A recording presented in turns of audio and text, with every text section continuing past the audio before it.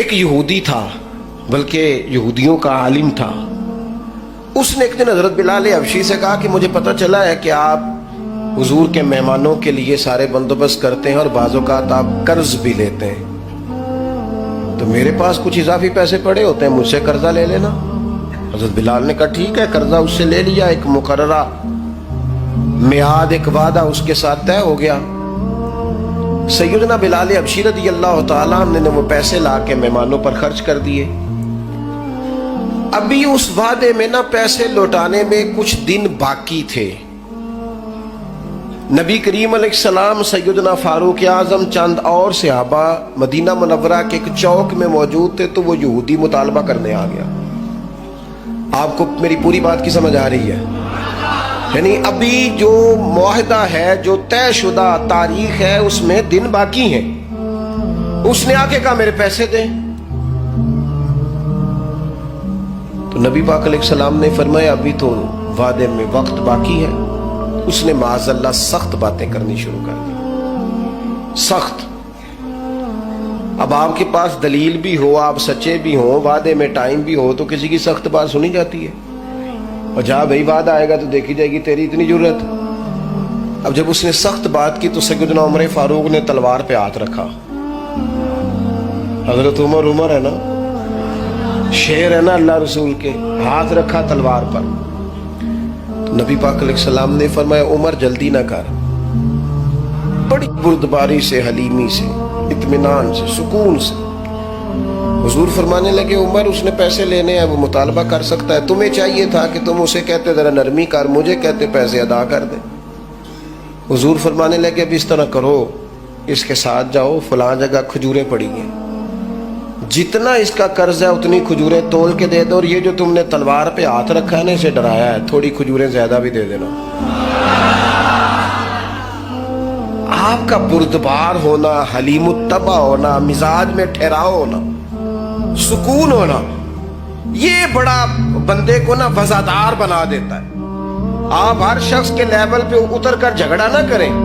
میں نے دیکھا ہے سیانا بیانا آدمی بچوں کے ساتھ بحث کر رہے ہیں، سمجھدار آدمی ہو کے ایک نادان سے گفتگو کر رہا ہے. میں نے شاید پہلے بھی آپ سے کہا تھا کہ میرا ایک فتویٰ ہے، اس سے اختلاف بھی کیا جا سکتا ہے. میرا فتویٰ یہ ہے کہ میاں بیوی کے جھگڑے میں اکثر قصور میاں صاحب کا ہوتا ہے. ہو گئے ہونا ناراض، لگ پہ ہونا پورا نا. ہاں میں نے پتا سی یہ جتنے ہی فتویٰ دیتے اتنے ہی حال ہویا ہے. میاں بیوی کے جھگڑے میں نا زیادہ تر غلطی میاں صاحب کی ہوتی ہے. کیوں بھلا؟ اس لیے کہ عورت بیچاری کی عقل ناقص ہے، اس کی آدھی ہے، وہ پورا سوچنا بھی چاہے تو شعوری طاقت اتنی بلند نہیں. تو میاں صاحب کی تو پوری ہے نا، تو پھر جھگڑا ختم کس نے کرنا تھا؟ تو جی میاں صاحب آکن تینوں آج ٹھیک کر کے ہی چھٹ رہے، تو یہ تو غلط بات ہے نا بھائی. آپ یہ دیکھیں کہ اللہ تبارک و تعالیٰ نے مرد کو عورت پر افسر بنایا ہے. آپ کو چاہیے تھا آپ کا حوصلہ بھی بڑا ہوتا، آپ دلیر ہوتے، بڑی ساری غلطیاں درگزر کرتے، محبت کا لہجہ اختیار کرتے. آپ کو یہ حق حاصل نہیں تھا کہ آپ بے جا سختی کرتے. آپ کی توجہ ہے میری بات پر؟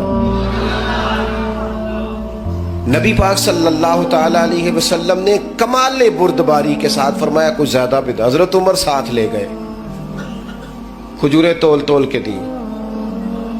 حضرت عمر کہتے ہیں اب حضور کا حکم تھا، تھوڑی زیادہ بھی دی، لیکن وہ سیدنا عمر کے مزاج میں جلال تھا. فرماتے ہیں وہ مجھے کہنے لگا عمر ایک بات کرنی تھی.